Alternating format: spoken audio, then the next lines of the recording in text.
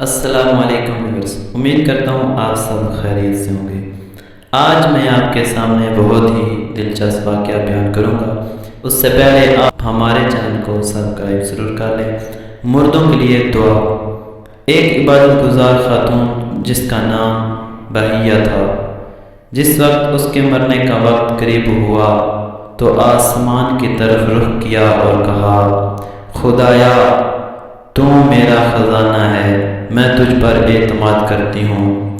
مرنے کے وقت مجھے ذلیل و رسوا نہ کرنا اور مجھے وحشت قبر سے نجات فرما۔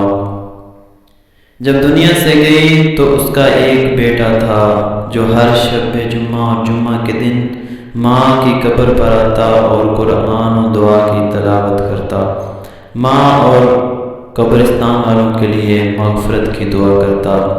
ایک رات اس نے اپنی ماں کو خواب میں دیکھا، سلام کیا اور عرض کیا، اے مادر گرامی، آپ کیسی ہیں؟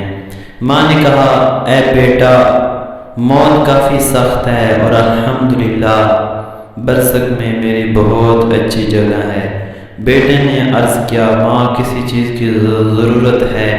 ماں نے کہا، بیٹا ہمیشہ دعا، زیارات اور قرآن کی تلاوت میرے لیے کرتے رہا کرو۔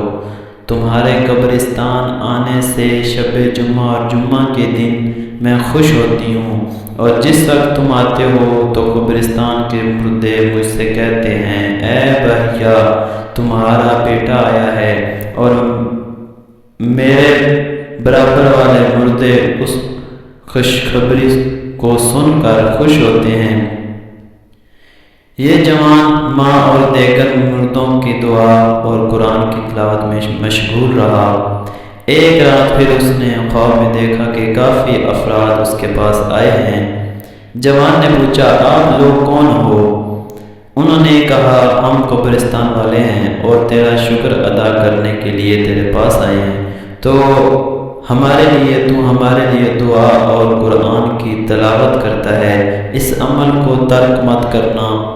قارئین محترم، خدا سے دعا کریں بحق محمد و آل محمد ہم سب کو اپنے اپنے مرحومین کو یاد کرنے کی توفیق عطا فرمائے اور ہمیں ان کے لیے اعمال صالحہ بجا لانے کی توفیق عطا فرمائے۔